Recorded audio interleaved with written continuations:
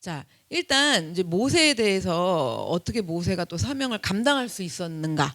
사명을 감당할 분이 아니에요. 이거 다 똑같아요.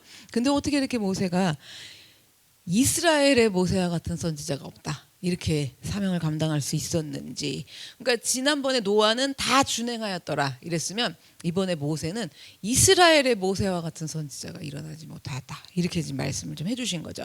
자, 모세가 사명을 감당하기 위해서 어떤 일들이 있었는지 살펴볼 건데, 자, 사명자는 일어나는 모든 상황에 하나님의 은혜를 입는다는 거예요. 한 번 더 말씀드릴게요. 사명자는 일어나는 모든 일에, 일어나는 모든 사건의 상황에 하나님의 은혜를 입는다. 자, 이 얘기예요. 뭔지 이제 좀 말씀을 나눌게요. 출애굽기 2장 1절 2절입니다. 레위 가족 중 한 사람이 가서 레위 여자에게 장가들어 그 여자가 임신하여 아들을 낳으니 그가 잘생긴 것을 보고 석 달 동안 그를 숨겼으나. 자, 1절 보면 레위 가족 중 한 사람, 그러니까 레위 남자와 레위 여자가 결혼해서 이제 아들을 낳은 거예요. 그런데 그 당시에 파라오 왕, 이집트의 파라오 왕의 명령이 있었어요. 그래서 그 명령이 뭐였냐면, 히브리 노예들 중에서 아이를 낳는데 아들일 경우 나일강에다가 이제 던져 죽이라고 하는 명령이 있었죠. 그래서 그 명령을 들을 수는 없는 거야. 많이들 죽였을 거예요. 그런데 지금 이 1절에 나오는 이 한 여자와 한 남자는, 그러니까 아기 엄마인 요게벳이에요. 이 요게벳은 아기를요 석 달 동안 이제 숨겨가지고 키운 거예요. 3절 4절 볼게요. 더 숨길 수 없게 되매 그를 위하여 갈대 상자를 가져다가 역청과 나무 진을 칠하고 아기를 거기 담아 나일 강가 갈대 사이에 두고 그의 누이가 어떻게 되는지를 알려고 멀리 섰더니, 그래요. 아기 엄마 이제 요게벳은요 석 달이 지나자 아기가 이제 점점 더 커지고 울음소리도 커지고 이제 좀 있으면 이제 벌벌 겨다니고 뭐 어떻게 할 수가 없잖아요. 그러니까 이제 더 이상 숨겨서 키울 수 없는 상황이 되자 갈대로 상자를 만들었어요. 그리고 방수가 될 수 있게끔 역청이랑 나무 진을 칠해갖고 아기를 그 상자 속에 뉘었어요. 뉘고는 그 상자를 강물에다 아기를 참아 버릴 수는 없어서 그 상자를 어디다 뒀냐면 나일강 갈대 사이에 놓은 거예요. 놓고, 자, 누이가 나오잖아요. 딸이죠. 이 요게벳의 딸 모세의 누이 누나를 시켜서 너 이 갈대 상자를 멀리서 좀 보고 있어라. 얘가 어떻게 되는지 좀 보라고 지켜보게 한 거예요. 5절 10절입니다. 바로의 딸이 목욕하러 나일강으로 내려오고 시녀들은 나일 강가를 거닐 때 그가 갈대 사이에 상자를 보고 시녀를 보내어 가져다가 열고 그 아기를 보니 아이가 우는지라. 그가 그를 불쌍히 여겨 이르되 이는 히브리 사람의 아기로다. 그의 누이가 바로의 딸에게 이르되 내가 가서 당신을 위하여 히브리 여인 중에서 유모를 불러다가 이 아이에게 젖을 먹이게 하리이까. 바로의 딸이 그에게 이르되 가라 하매 그 소녀가 가서 그 아기의 어미를 불러오니 바로의 딸이 그에게 이르되 이 아기를 데려다가 나를 위하여 젖을 먹이라. 내가 그 삭슬 주리라. 여인이 아기를 데려다가 젖을 먹이더니 그 아기가 자라매 바로의 딸에게로 내려가니 그가 그의 아들이 되니라. 그가 그의 이름을 모세라 하여 이르되 이는 내가 그를 물에서 건져내었음이라 하였더라. 다 아시는 이야기지만 제 얘기를 다시 아셔도 좀 들어주셔야 돼요. 왜냐면 이게 그래야지 한 절 한 절 다 풀 거거든요. 이게 모세 이야기는. 자, 엄마는 아기가 이제 담겨 있는 갈대 상자를 나일강 갈대 사이에다가 내려놓고 누나는 이제 지켜보고 있는 장면이에요. 그때 무슨 일이 일어났냐면요. 5절을 좀 보세요. 제가 이제 말씀드리면 5절에서 보시면 돼요.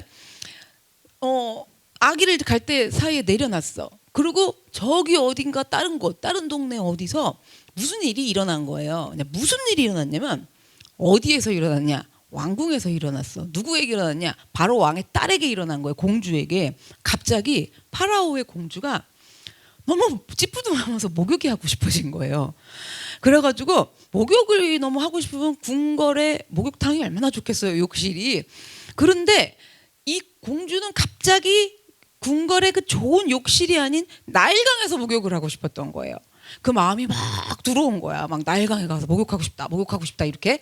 지금 모세랑 뭐 하고 있을 때 갈대 사이에 이제 엄마가 누이고 누나는 보고 있을 때. 그래서 공주는 갑자기 나일강에서 너무 목욕이 하고 싶으니까 시녀들을 다 대동을 해야죠. 혼자 갈 수는 없어서 그 시녀들을 다 대동을 해갖고 나일강으로 내려간 거예요. 자, 그래갖고 공주가 목욕을 하는 동안에 시녀 몇 명이 무슨 일이 있었냐면, 시녀들은 나일 강가를 거닐 때 그러잖아요. 시녀들 중에 몇 명이 강가를 이렇게 걸어 다닌 거예요. 거닐러 간 거예요, 그들도. 그런데 시녀들이 마침 어느 쪽으로 걸어갔느냐? 아기가 담겨있는 갈대 상자가 놓여있는 쪽 방향으로 걸어간 거예요. 그래서 시녀들이 그쪽으로 이렇게 걸어가니까 목욕을 뭐 씻겨주겠죠, 공주니까. 목욕을 막 하던 공주가 쟤네들이 어디 가지? 이렇게 쳐다본 거예요. 그래갖고 이렇게 어딜 가나 이렇게 목욕하면서 쳐다본 거죠. 쳐다보았고 강가를 거니는 시녀들을 이렇게 쳐다보다 갑자기 공주가 뭘 발견을 한 거예요. 뭐 이상한 상자 같은 거 하나를. 그게 공주 눈에 띵 하고 들어온 거예요. 그래갖고 공주가 저게 뭐지? 너무 갑자기 궁금해. 호기심이 발동을 해갖고 옆에 있는 시녀한테 저 갈대 상자를 좀 가져와 봐라 이런 거예요. 가져왔어요. 상자를 딱 열어봤더니 공주의 아버지 파라오 왕이 나일강에 다 던져 죽이라고 명령한 히브리 노예의 아들 아기가 담겨져 있는 거예요. 그 안에. 땅 열었는데 그 순간에 이 아기가 막 울기 시작을 한 거예요. 여기 열고 그 아기를 보니 아기가 우는지라 이러죠. 아기가 갑자기 멀쩡히 있다가 그냥 막 울기 시작을 한 거예요. 그러니까 애가 막 울어 그냥 이러면서. 그러니까 공주가 그걸 보니까, 공주도 여자잖아요. 그래갖고 모성 본능 같은 게 막 일어나기 시작을 한 거예요. 그러고 있는데 7절 보시면 그의 누이가 바로의 딸에게 이르되, 자, 이게 뭐냐면 미리암이라는 그 모세의 누나가 아기를 몰래 지켜보고 있으면서 공주에게로 다가간 거예요. 근데 우리 상식적으로 생각을 해보자고요. 공주한테 이 히브리 노예 딸이 갈 수 있어 없어? 없죠. 경호원들 다 있을 거라는 거예요. 그래서 공주에게로 다가간다는 건 불가능한 건데, 그런데 그날따라 이 히브리 노예의 소녀인 미리암이 공주에게로 가는데 아무도 안 막는 거예요. 접근하지를 않는 거예요. 그래갖고 공주 앞에까지 가서 옆으로, 애기는 막 울고 있고. 그러니까 또 애기가 하필 우니까 모성 본능은 있지. 이걸 어떡하나, 얘 왜 이러니까. 옆에서 막 사람들이 배고파서 그런 것 같습니다 막 이래요. 근데 이 미리암이 딱 와가면서 뭐라고 얘기하냐면 7절의 내용이에요. 제가 이 애기에게 젖을 먹여줄 수 있는 유모를 알고 있어요. 애기 낳은 지 얼마 안 됐거든요. 그 유모를 알고 있어서 제가 데려올 수 있어요. 이렇게 말을 했더니 8절에 공주가, 바로의 딸이 그에게 이르되 가라. 그래갖고 데려오라 그런 거예요. 그래갖고 누굴 찾아갔겠어요? 자기 엄마지, 그 아들이고. 그래가지고 데려왔어. 이제 유모라고 그러고 빵을 치고 데려온 거예요. 그랬더니 공주가 흔쾌히 허락을 했어요. 자, 그 유모는 생모잖아요. 이제 생모인, 아기 엄마인 요게벳이었단 말이에요. 그래서 아기의 생모인 요게벳은 공주의 명령으로 인해 가지고 이제부터 어떻게 된 거예요? 젖을 먹이면서 키울 수 있게 된 거예요. 이 아기를. 바로 갈대 상자에 이렇게 내려놓을 때까지만 해도 이 요게벳 엄마는요, 그 전까지 낳고선 태어나갖고 그날까지 아기를 숨기면서 살아왔어요. 숨기면서 키웠고요. 그런데 이제부터는 어떻게 된 거예요? 공개적으로 키울 수 있게 된 거예요. 얘는 바로 왕의 양자다. 나보고 키우라 그랬다. 이렇게 돼버린 거예요, 갑자기. 그러면서 또 9절 보세요. 삭슬 주리라 그러자. 너의 젖을, 나를 위하여 젖을 먹이라. 내가 그 삭슬 주리라. 돈도 받아. 그렇잖아요. 어머, 임금도 받아가면서 내 새끼 내가 키우는데 돈 받아가면서 젖을 물리면서 마음껏 키울 수 있게 된 거예요. 자, 그렇게 키웠어. 키우고 나서 아기가 이제 젖을 때 무렵이 된 거죠. 3년 정도 후로 보통 봐요. 왜냐면 이제 사무엘도 그렇게 해갖고 하나님 앞에 바칠 때도 3년 정도 지났고, 이때도 3년 정도로 보는데, 요게벳은 이제 자기 아들을 양자로 삼은 공주에게로 돌려주어야 되는 날이 온 거죠. 그랬더니 이제 공주에게로 이제 양자로 드렸어요. 그랬더니 이 공주가 아기 이름을 지은 거예요. 아기 이름을 짓는데 뭐라고 지었냐면 모세라고 지은 거예요. 여기 다 나와 있죠. 물에서, 뜻이 뭐래요? 이름 뜻이 물에서 건져내었음이라 라는 뜻의 모세라고, 물에서 건져냈다라는 뜻으로 이름을 공주가 지어줬어요. 자, 여기까지 제가 좀 이제 우리가 곰곰이 생각을 해보셔야 돼요. 이거 다 아는 얘기거든요. 근데 말씀이 들려갖고 하나님의 은혜로 생각을 해보면 우리 이제 같이 해보자고요. 아기를 참아 죽일 수는 없어. 죽일 수는 없어서 나일강에다 띄우려고 그러는데 또 그 방수 처리를 했잖아요. 그래도 거기 뛰어가고 둥실둥실 가면 뭐 어떻게 될지 알아. 그러니까 그것도 못하고 띄우지도 못하고 갈대밭 사이에다 이렇게 놓은 거예요. 놓을 때 만약에 그때 공주가 갑자기 목욕을 해야겠다라는 마음이 생기지 않았다면 이거 어떻게 되는 거예요? 그렇죠? 아이 옆에서 씻으시지요 이러는데 안 씻는다. 나 어제 씻었다. 뭐 이런 거는 나 지난달에 씻었다. 뭐 이런. 지금은 몸이 피곤하구나. 별로 씻고 싶지 않구나. 이랬으면 어떻게 되는 거예요? 그렇잖아요. 누가 하라고 그래도. 근데 공주가 나 목욕을 해야겠다라면 이거 그거 안 그랬으면 어떻게 했어요? 그리고 목욕을 하고 싶은 마음이 생겼어도 나일강이 아닌 화려한 왕궁에서 귀찮다. 이래갖고 거기서 목욕을 했더라면 이거 어떻게 돼요? 공주가 나일강에 왔어요. 와갖고 목욕을 하고 있는 동안에 시녀들 중 몇 명이 강가를 거닐지 않고 걔네들도 우리 여기서 쉬어야겠다 하고 앉아 있는 거야 그냥.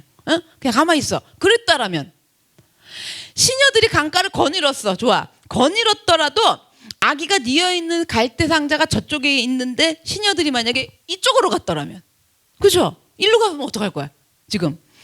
시녀들이 자 좋아 일로 갔어. 그래갖고 아기가 뉘어있는 쪽으로 막 갔는데 공주가 목욕하면서 그걸 가는 걸 계속 안 쳐다봤더라면 어떡할 거예요 이거 지금. 그렇죠?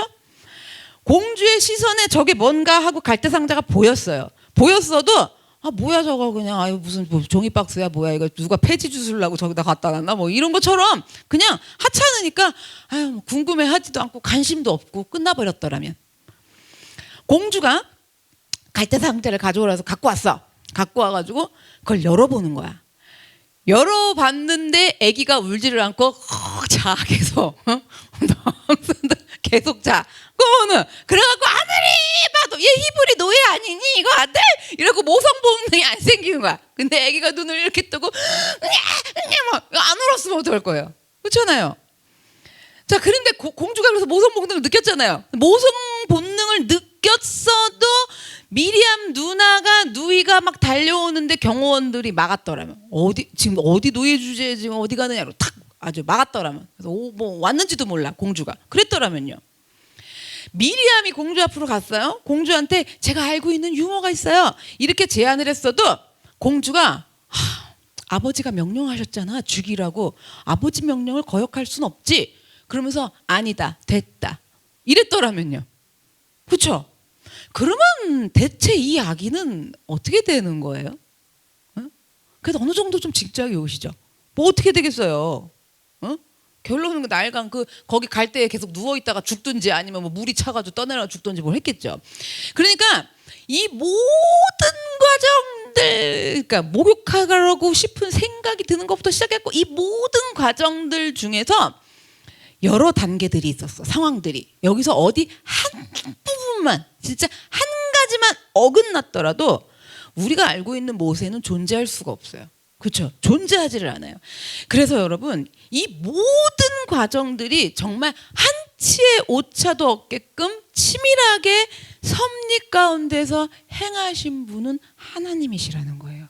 정말 하나님이 다 행하신 일이에요. 목욕이 하고 싶어져라. 목욕이 하고 싶어져라. 괜히 여기가 간지러워라. 찝찝해라. 뭐 하여튼 뭐 제가 뭐 설명을 이렇게까지밖에 못하겠지만 이런 모든 일들을 섭리하신 분이 전부 여호와 하나님이십니다. 그래서 모세를 나일강에서 건져 올리신 분은 정말 하나님이세요. 여기서 한 부분만 어긋나도 모세는 없는 거예요. 공주가 건진 게 아니잖아요. 공주가 건진 게 아니라 하나님이 누구를 도구로 사용하신 거예요? 공주를 도구로 사용을 하신 것 뿐인 거죠. 그래서 이렇게요. 사명자 모세 이야기는 하나님의 은혜로 시작이 됐다라는 거예요. 자, 모세가 그 갈대상자에서 응애 하는데 모세가 사명을 알아요? 몰라요? 모르지. 그냥 밥 달라고 묻는 거죠. 뭐 그런 거 몰라. 그러니까 제가 항상 말씀드리잖아요. 믿기도 전에 알기도 전부터 하나님이 함께 하셨다. 이 사명자는요 안 믿어도 모르고 살 때부터 함께 하신다라는 건 거죠. 그래서 이 생각이 나요. 담임 목사님이 그렇게 절에 이제 쫓아다니시고 뭐 그랬더니 거기 있는 스님이 그랬대잖아요. 향란이 너는 예수 믿는 집에 시집가겠다. 그러니까 모르고 그렇게 우상 섬기면서 그 가족 대대로 살았을 때일지라 할지라도 이 사명자여 갖고 하나님이 계속 그렇게 운행을 하셨다라는 건 거죠. 목사님을 도구로 사용해 갖고 향난이 너는 예수 믿는 집에 시집 가겠다 이렇게 하나님이 하실 수는 없었어. 스님이 하셨어야 됐어. 그죠? 오늘 이 미스테리는 풀린 거야. 그러니까 하나님이 바로 왕의 공주를 사용하신 것처럼 그 스님도 사용하신 것처럼 우리들도 이런 일들이 참 많은데 모른다라는 건 거거든요. 어쨌든 그래서 우리도 마찬가지로 사명자들이기 때문에 하나님의 은혜에 정말 많은 이야기들로 우리가 시작이 되었다라는 거예요. 그 다음에 사명자의 실패는 실패가 아니에요. 출애굽기 2장 11절 12절 볼게요. 모세가 장성한 후에 한 번은 자기 형제들에게 나아가서 그들이 고대에게 노동하는 것을 보더니 어떤 애굽 사람이 한 히브리 사람 곧 자기 형제를 치는 것을 본지라 좌우를 살펴 사람이 없음을 보고 그 애굽 사람을 쳐 죽여 모래 속에 감추니라. 11절 보시면 모세가 장성한 후에 그러잖아요. 이때는 모세가 40세가 되었을 때예요. 제가 40살이 된 모세가 왕궁에서 40세까지 사는 거죠. 그래갖고 아직 왕자예요. 그런데 이 모세 왕자가 하루는 자기 형제들인 히브리 노예들이 고역에 시달리는 노동 현장으로 가게 된 거예요. 가본 거예요. 모세는 40년을 이집트 왕국에서 이집트 왕자로 살아갔잖아요. 그러면 내 형제는 누군 거예요? 이집트 사람인 거지. 40년을 왕자로 살았는데 이집트에. 안 그래요? 내 형제는 이집트 사람이라. 이게 딱 들어오고 그런 생각이 들 텐데 이집트 왕자인 지금 모세가 히브리 노예들을 자기 형제라고 그런 거예요. 자기 형제들이라고 그러잖아요. 그래서 이게 어떻게 된 일이냐면 모세는 나일강에서 공주의 양자가 된 후에 젖을 뗄 때까지 유모 품에서 양육이 됐어요. 유모는 모세의 생모인 요게벳이었기 때문에 모세는 3살 정도까지 엄마 품에서 자랐잖아요. 자, 이집트 공주의 아들로 입양되어 갖고 왕궁으로 들어가기 전까지 엄마와 크면서 모세는 이집트 사람이 아니라 하나님의 선민인 히브리 사람이라는 것을 모세의 뇌리에 박아준 거예요. 그러니까 박히게 된 거란 말이에요. 그렇게 자라난 모세가 이제 40세가 돼서 자기 형제들이 그러니까 노예 고역으로 지금 시달리는 노동 현장에 갔다가 여기 잘 보세요. 한 이집트 사람이 자기 형제를 치는 것을 목격을 한 거예요. 그럼 여기서 쳤다 그러죠. 여기 치다. 자, 형제들 나가서 노동을 보더니 형제를 치는 것을 본지라 이러잖아요. 그럼 여기서 지금 우리말 성경으로는 치는 것, 치다라고 번역이 돼 있는데 히브리어로는 낙하라고 그러거든요. 그럼 이 낙하는 여러분 치는 정도가 아니에요. 그 히브리어 의미는 뭐냐면 어떻게 뭐 뺨 한 대 치고 뭐 주먹으로 한 대 이렇게 치는 그런 의미가 아니라 살해하다라는 의미를 가지고 있어요. 살해하다. 그러니까 모세가 거기 가서 뭘 본 거냐면 이집트 사람이 자기 형제인 히브리 노예를 죽도록 가격하는 장면. 그러니까 죽도록 두둑이 패다 볼게요.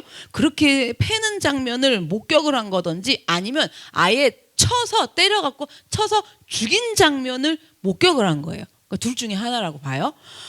그러면 이 히브리 노예를 그렇게 함부로 다룬 이집트 사람은 누구냐?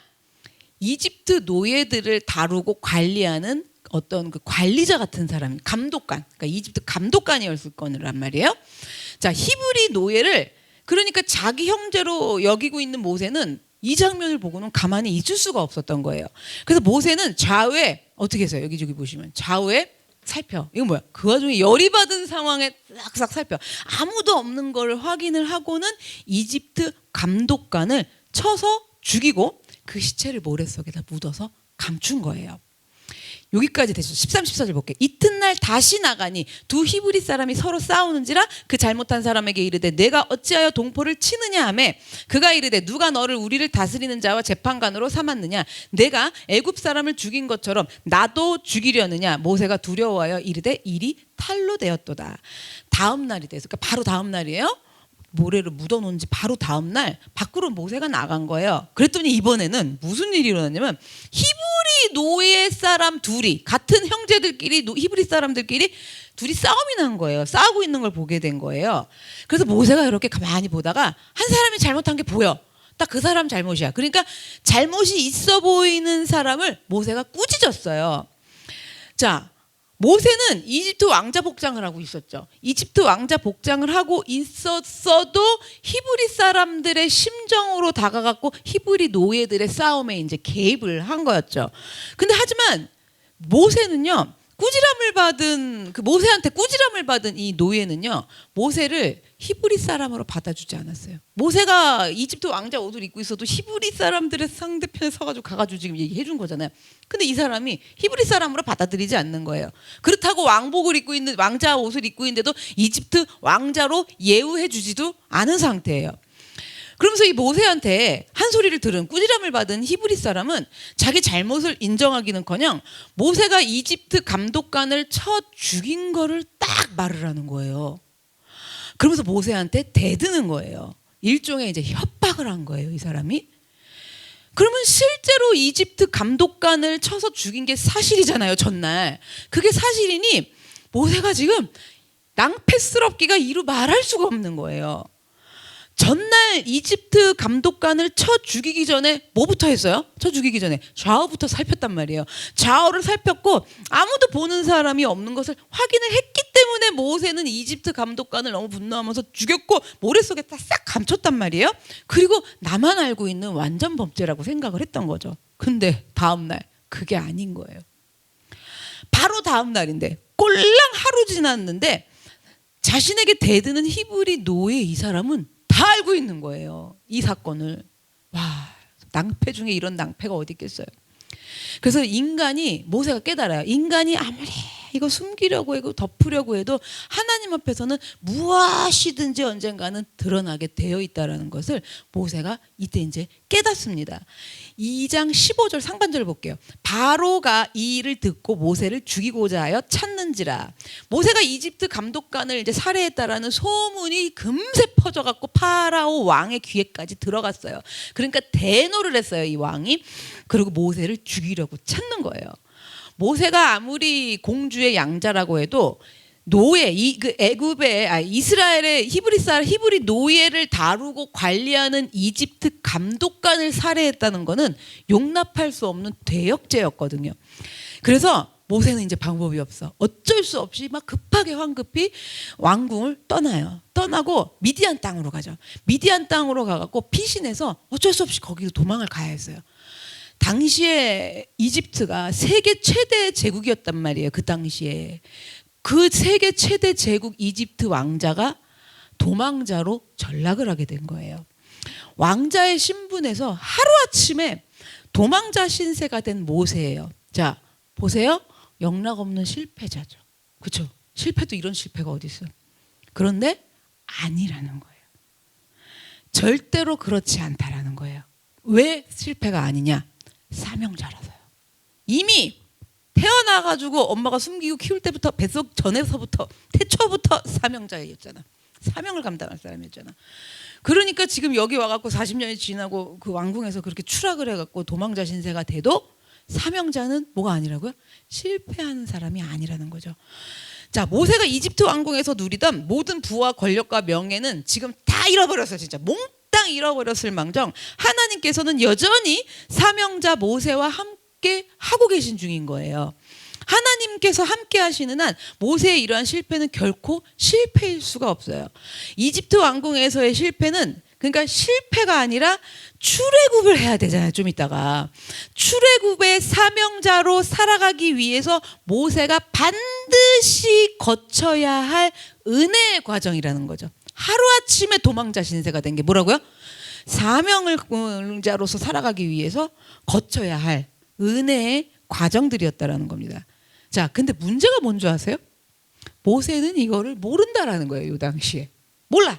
모세는 아직 사명자로 살아가기 위한 은혜의 과정이라는 걸, 이 놀라운 사실이거든요, 사실. 근데 전혀 모르죠. 전혀 모르고 이제 뭐 하고 있을까? 미디안 광야에서 계속 돌아다니는 거지, 이제 거기서.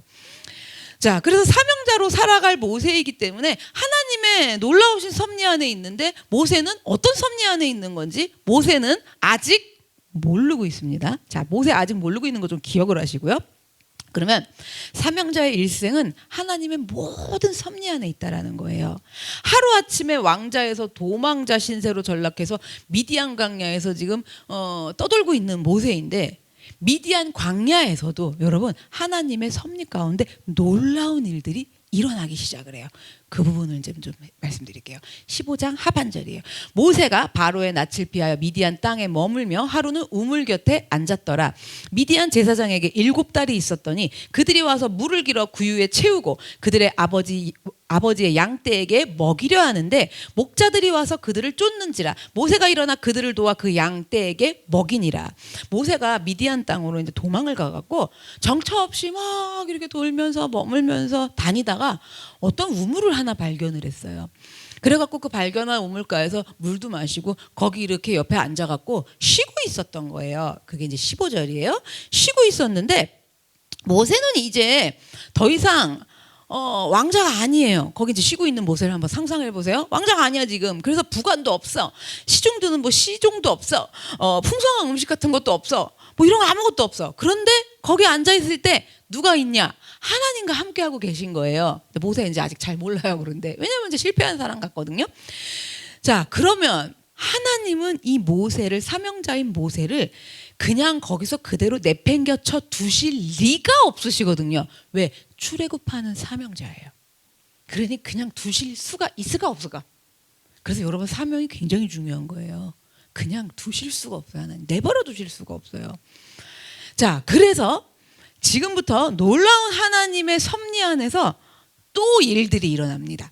모세가 우물에서 쉬고 있었는데 마침 그때 미디안의 제사장 루엘의 7딸들이, 딸도 많이 나서요. 7딸들이 아버지의 양떼를 끌고 와서 물을 먹이려고 그러는 거예요. 그 우물에서 물을 먹이려고 했던 거예요. 그런데 그 순간 목자들이 와서 그러는데 이 불량한 목자들이에요. 그러니까 그 뭐라 해야 되냐, 동네 뭐 그냥 뭐 하여튼 모르겠어. 하여튼 그리고 그 불량한 목자들이 나타나더니 7딸들을 해코지하기 시작을 한 거예요. 모세가 거기서 가만히 앉아 있을 리가 없거든요. 그래서 모세는 혼자잖아요. 그리고 불량 그 목자들은 숫자가 많은데 계산을 해보면 이거 싸우면 안 되겠다 싶은데 모세가 그런 거에 개의치 않고 나선 거예요. 혼자밖에 없는 모세인데 도리어 불량한 목자들을 다 내쫓았어요. 내쫓고 17절이에요. 루엘의 7딸들이 양들에게 물을 먹일 수 있도록. 자, 거기 여자들이 전부 길어가지고 이제 물을 먹여야 되잖아요. 근데 모세가 또 그냥 그 많은 사람들도 막 다 그냥 다 쫓아낼 정도니까 물을 막 길어가지고 뭐 이렇게 길었든지 뭐 어떻게 견지 할 때 길어갖고 그 물을 뭐 다 막 부어주겠죠. 이제 이건 제 상상이에요. 하여튼 그렇게 먹일 수 있도록 도와주기까지 한 거예요. 18절 볼게요. 그들의 아버지 루엘에게 이를 때 아버지가 이르되 너희가 오늘은 어찌하여 이같이 속히 돌아오느냐. 그들이 이르되 한 애굽 사람이 우리를 목자들의 손에서 건져내고 우리를 위하여 물을 길어 양떼에게 먹였나이다. 아버지가 딸들에게 이르되 그 사람이 어디에 있느냐. 너희가 어찌하여 그 사람을 버려두고 왔느냐. 그를 청하여 음식을 대접하라 하였더라. 그런 거예요. 루엘의 딸들이요, 아무 일은 이제 없었다는 듯이 이제 집으로 돌아왔어요. 그런데 아버지 루엘이 뭐 좀 이상한 거예요. 뭔가 심상치 않은데 그런 뭔 일이 있었던 것 같은데 뭐 이런 걸 느낌으로 알아차린 거예요. 그래갖고 아버지 루엘이 그걸 어떻게 알아들었냐면 딸들이 양들에게 물을 먹이고 돌아오는 시간이 대충 뻔한데 이날따라 빨리 들어온 거예요. 훨씬 빨리 들어왔어요. 그래서 아버지는 그 부분을 이상하게 여겨. 얘들 왜 이렇게 오늘 딴 때보다 일찍 왔지? 막 이래가지고 이상하게 여겨갖고 딸들한테 물어봤고 딸들은 이야기를 해준 거예요. 아빠, 아버지 이러면서 거기서 불량한 목자들을 우물에서 만나게 됐는데요. 모세라는 사람이 거기 있다가 우리를 위험해서 도와줬어요. 도와주고요. 그리고 양들에게 물 먹이는 일까지 전부 도와줘갖고 우리가 오늘 빨리 돌아올 수 있었어요. 이렇게 얘기하는 장면이 이제 19절이에요. 아버지가요 뭐라 그랬을까? 그랬구나 이런 게 아니라 20절에 그런 고마운 사람을 그냥 돌려보내면 어떡하냐, 어쩌냐면서 당장 모세를 찾아갖고 데리고 와서 밥이라도 먹여야지, 감사를 표현해야지 이러면서 대접하라고 딸들을 꾸짖은 거예요. 20절에. 그래갖고 딸들이 이제 어떻게 해요? 아버지가 뭐 아버지 때 혼났으니까 모세를 찾으러 우물로 막 간 거예요. 그런데 그때까지도 모세가 우물 옆에 이제 계속 앉아 있었어요. 딱히 갈 데도 별로 없잖아. 그러니까 이제 거기 계속 앉아 있었던 것 같아요. 제 상상으로는. 자, 그래갖고 루엘의 집으로 초청을 받아갖고 이제 가게 된 모세는 뜻밖의 대접을 받은 거예요. 맛있는 집밥을 막 배불리 먹고 이런 일들이 있었던 거죠.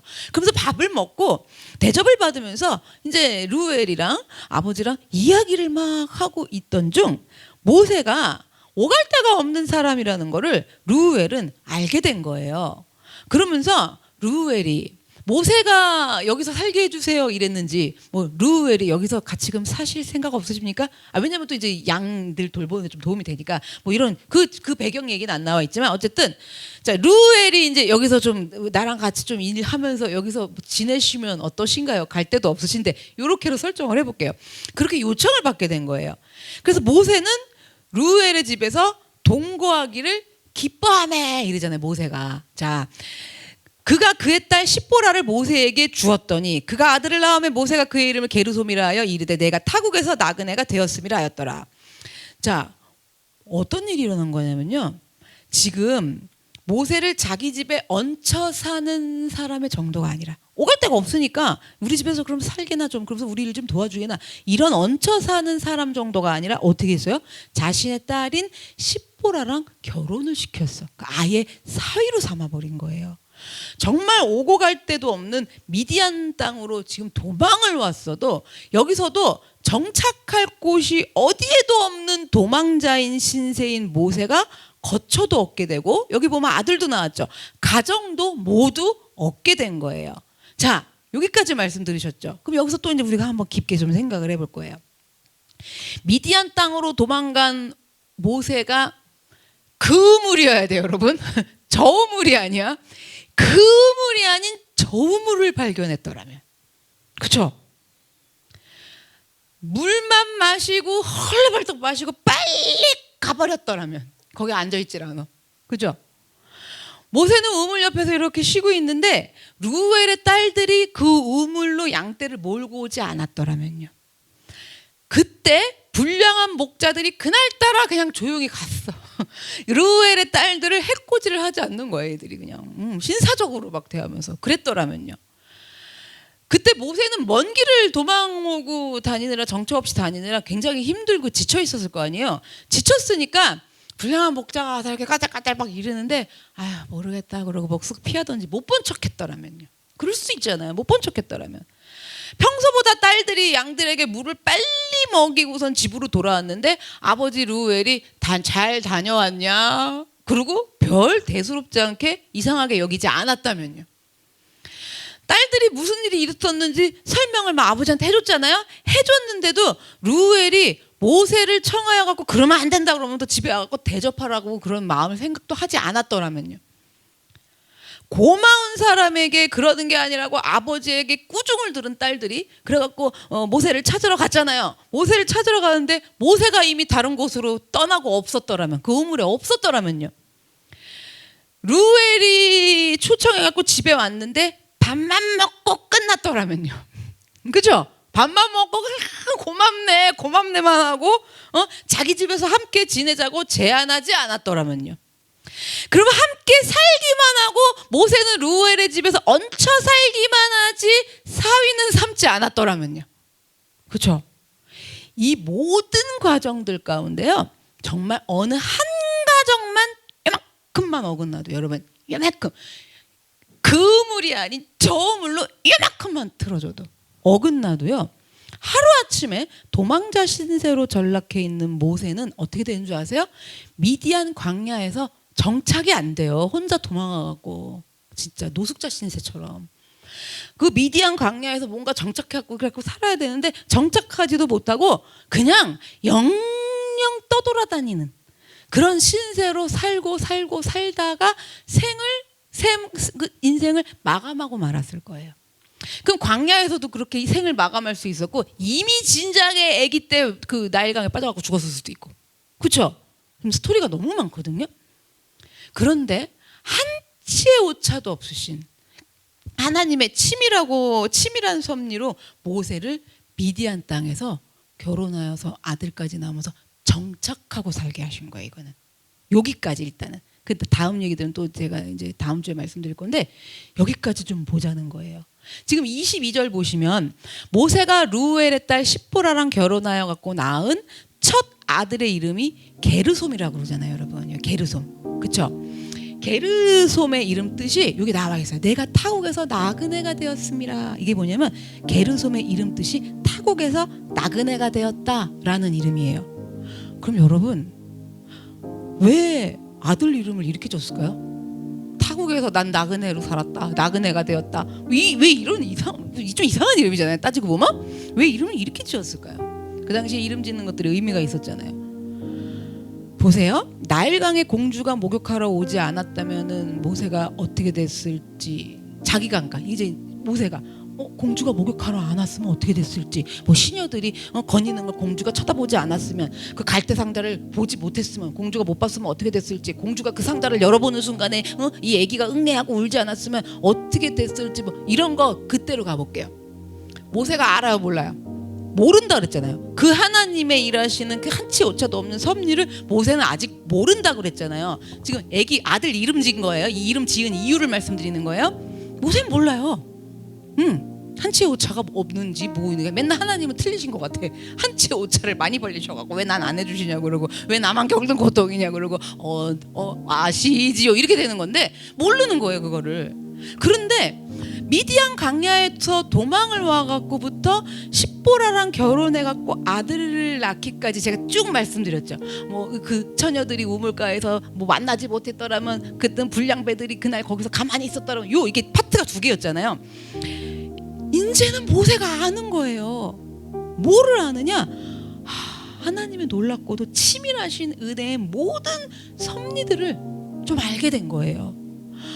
그러니까 지금 왜 아들 이름이 타국에서 나그네가 되었습니다 이렇게 지었느냐? 이걸 아는 거예요. 뭐를 아냐면, 전에는 나일강에서는 몰랐는데 미디안 광야에 와서 안 거예요. 내가 정말 여기 미디안 땅에서 나 정말 나그네처럼 정처 없이 살다가 난 죽을 인생인데, 그래서 내 인생은 떠돌고 그렇게 왔다가 그렇게 갈 인생이었구나, 이거를 깨달은 거예요. 그럼 이걸 깨달을 때 어떻게 해서 깨달았어요? 시보라랑도 결혼하고 아들도 낳고 여기서 어떻게 내가 정착을 했는가, 이걸 딱 다 경험하다 보니까, 그럼 그렇게 경험하면 우리가, 제가 신앙생활하면서 제일 중요하게 여기고 조심해야 되는 부분이, 내가 믿음이 있어갖고 잘해가지고 그냥 하나님이 아들도 주셨고 여기서 그냥 장인어른도 만나게 하시고 여기서 그냥 하나님이 복을 주셨다, 이게 아닌 거잖아요. 내가 어떻게 살 사람이었는가. 그런데 하나님이 한치 어쩌도 없이 이렇게 갖고, 와 그때 불량배들이 안 나타났었으면 어떻게 했는가, 막 이런 것들이요. 이게 지금 이게 너무 딱 알아. 그게 뭐냐면, 이게 뭐냐면, 야 나 진짜 어떻게 죽을 사람이었는데, 내가 어떻게 살 사람이었는데, 나 진짜 그렇게 떠돌다 나그네 같은 인생, 이게 이 말이에요, 여러분. 그거를 깨달은 거예요. 그러니까 아들 이름을 딱 뭐라고 줬어? 타국에서 나그네가 되었습니다. 여러분은 어떻게 인생 떠돌다가 헤매다가 사라지실 인생이신가요? 이거 정말 전심으로 와닿으셔야 돼요. 뭐 요즘 이혼 숙녀 캠프 막 프로그램도 있고 많잖아요. 오은영 박사님 나와갖고 거기 보면, 거기 나와갖고 막 부부가 사는 얘기 나오고 자녀들이랑 사는 얘기 나오면, 어머머 저 여자는 너무 이상해, 저거 미친 여자 같아, 뭐 어머 저딴 남자가 있어, 이러고 보세요? 아니면 진짜 그냥 저게 나구나, 저렇게 살 사람이 나구나, 이렇게 보세요? 정말 우리 예수 믿는 사람은 달라야 돼요. 정말 내가 어떻게 살다가 떠돌다가 사라질 인생이셨나요? 여러분, 지금 모세는요 미디안 광야에서 떠돌다 죽을 인생이지, 거기서 그렇게 지금 게르솜 낳고 시보라랑 부인을 얻어서 그렇게 정착해서 살 인생이 아니에요. 여러분 보세요. 내가 어떻게 사라질 인생인 줄 아세요? 어떤 남자를 만나도, 그 어떤 남편을 만나도 여러분 배우자랑 정착이 안 돼요. 이 얘기는 뭐예요? 못 살아. 그러니까 여러분, 그 사람이 문제가 아니야. 내가 그러니까 예수님이랑 결혼을 해도 못 산다니까. 배우자와 정착도 못해, 자녀들이랑도 정착도 못해. 또 요즘은 그 누구야, 저 강영욱 나오는 프로그램 보니까 또 왜 이렇게 개 고양이 키우는 보호자들이 문제가 많아. 이건 애완견도 정착을 못 시켜. 그 애완견 다 그런 문제가 이제 주인 문제거든요. 키우는 반려견 무슨 하나도 정착을 못해. 그럼 보세요. 사람들이랑도 정착을 못해. 교회에서도, 직장에서도, 사회에서도 정착도 하지 못하면서 내가 어떻게 왔다가 어떻게 사라질 인생이었냐라는 거예요. 지금 아직 사라지시지는 않으셨기 때문에 내가 어떻게 사라질 인생인지 모르세요. 모세가 몰랐는데 알았다고 그랬잖아요. 그래서 아들 이름을 게르솜이라고 지은 거 아니에요. 여러분, 우리는요 내 인생이 나그네 인생이라는 걸 잘 기억하셔야 돼요. 사명자는 그걸 아셔야 돼요. 그래야지 사명을 감당할 수 있어요. 이게 딱 돼 있어야 내가 어찌 하나님 앞에 여기서 그럴 수 있으랴. 내가 아무리 힘들고 내가 모진 소리를 들어도 하나님 앞에 내가 그럴 수 있으랴. 이게 돼요. 근데 내가 나그네 인생이라는 걸 모르면요 억울해서 못 살고요, 남 탓하느라 못 살고요, 내가 지금까지 어떻게 했는데 이런 생각 때문에 못 해요. 근데 정말 이 나그네 인생이라는 게 쫙 알아지면요, 여러분 아무리 그래도 하나님 여기다 딱 앞에 놓고는 내가 어찌 하나님 앞에 그러리까 말할 것도 없어요. 그냥 가만히 있게 되지. 내 심령이요. 그러한 여러분 갈 곳 없는, 마음 둘 곳 없는, 여러분 갈 곳 없어 보셔서 아시잖아요. 마음 둘 곳 없어 보셔서 아시잖아요. 진짜 응? 정착하여 머물 곳 없는 나 같은 사람의 인생인 거예요. 여러분 교회 못 다니세요.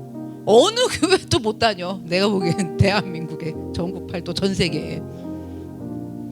그런 나 같은 사람의 인생을 하나님은 사명자로 삼아주신 거예요. 이 얘기가 뭔지 아세요? 갈 곳 있는 사람으로. 여러분 갈 곳 있는 사람으로 삼아주신 거예요. 그러면 내가 감당하고 나가야 될 사명의 자리가 갈 곳 있는 곳으로 만들어준 건데 우리는 그렇게 은혜로 생각이 돼요. 왜 나만 겪는 고통이냐라고 생각돼요. 그렇잖아요. 왜 나는 언제까지 이러고 살아야 되는가. 여러분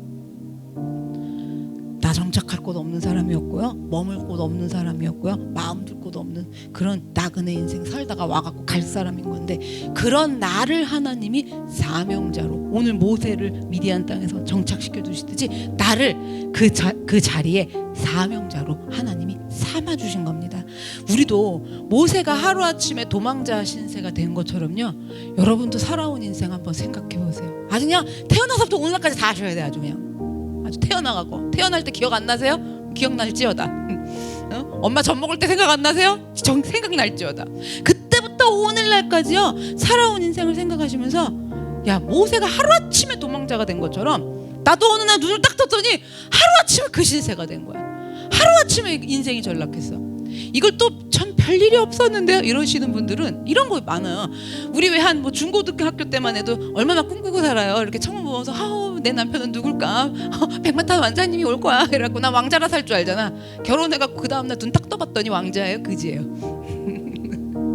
그쵸? 여러분 그지도 착한 그지면 데리고 살지. 야 승질 정말. 그렇잖아요. 여러분 내가 뭐 이런 것도 있고 많아요. 자녀들 키우면서도 가정 문제에서, 경제적으로든 뭐든 사람과의 관계에서 하루아침에 눈 떠봤더니 딱 박혀 있어요. 인생이 전락했다고요. 그런데 언제 어디서 전락했는지도 모르고 그냥 살아요. 모세처럼요. 모세가 왕자에서 지금 도망자 신세가 됐을 때 몰랐다 그랬잖아요. 그냥 그렇게 살아요. 그런데 모세가 미디안 땅으로 어쩔 수 없이 도망가서 산 것처럼 우리도 생각을 해보세요. 어쩔 수 없이 예수 믿으러 온 거 아세요? 예수 믿으러 오셔갖고 어디를 미디안 광야처럼 들어갔냐면 우리도 광야로 들어갔어요. 그래갖고 거기 들어가갖고 어떻게 그러면 죽지 못해 살아야 되는데 지금 안 믿을 수도 없고 교회에서 나갈 수도 없고 빠질 수도 없고 내가 하나님을 이제 여기서 하나님이 없다고 그러면서 빡빡 우기고 뭐 그럴 용기도 없고 자신도 없고 때려칠 수도 없고 뭐 할 수도 없고 이상하게 붙어 살면서, 응? 그게 지금 광야에서 떠도는 거잖아요. 얼마나 이러고 다 떠도는 줄 아세요? 여러분 그렇게, 근데 보세요. 그 훈련받는 장소인 광야라도 들어가갖고 도망가서 살면서 모세가 그랬죠. 자, 우리 그렇게 살아왔어요. 살아가고 있어요. 그 광야 안에서 살아가면서 그때 그게 그랬으면 어떻게 될 뻔했지, 이랬으면 어떻게 될 뻔했지, 근데 하나님 이렇게 안 하셨으면 어떻게 될지, 내가 거기를 안 갔으면 어떡할 뻔했지, 어머 내가 이걸 안 봤으면 어떡할 뻔했지. 여러분 너무 많죠. 여러분 그 은혜를 놀랍게 깨달으시기 바랍니다. 그 은혜를 깨달으시기 바래요. 정처 없는 나그네 같은 내 인생 속에서 보호자는 오직 누구세요? 그러면 하나님이세요. 내 믿을 대상은 오직 하나님이세요. 바라보면서 의지해야 될 분은 오직 하나님이세요. 그걸 그냥 바라본다, 의지한다 그렇게 되는 게 아니라 정말 영적으로 어떻게 하는 거냐면 오늘 그렇게 하셔. 그때 하나님이 이렇게 하시지 않았더라면, 그때 하나님이 날 이거 보게 하시지 않았더라면, 그때 하나님 내가 여길 가시지 않게 않았더라면, 하나님 날 이곳으로 보내시지 않았더라면 많잖아요. 여러분 이게 믿는 대상이 하나님이고 이게 오직 하나님만 바라보는 거예요. 여러분 제가 말씀드리잖아요. 무슨 하나님이 여기다 하나 앉혀놓고 계속 쳐다보면 얼마나 쉽겠어요. 근데 우리는 하나님하고 전인격적인으로 하나님을 모시고 사는 존재이기 때문에 인생을 다 통틀어서 모시고 사는 사람이기 때문에 그때 하나님이 그렇게 어머 내가 거길 가지 않았다. 여러분 이거예요. 사명자들은 이걸 잘 하셔야 돼요. 이걸 잘해봐. 얼마나 의리 있어. 하나님 앞에 얼마나 예의를 지키겠어. 끝까지 믿음을 지켰으니 하나님이 상 주실 면류관을 기대하면서 살겠어요. 그렇잖아요. 오직 그렇게 내가 바라보고 의지해야 될 분은 오직 영원하신 하나님 한 분뿐이라는 것을 우리가 깨닫기를 원합니다. 내가 예수를 믿기도 전부터, 예수를 알기도 전부터 하나님은 어찌 이리도 한치의 오차도 없이 지금까지 나에게 역사를 해주셨는지 우리가 이러하신 하나님의 은혜를 기억하고 또 기억하게 도와주시옵소서. 다 같이 주여 한번 외치고 기도하겠습니다. 주여.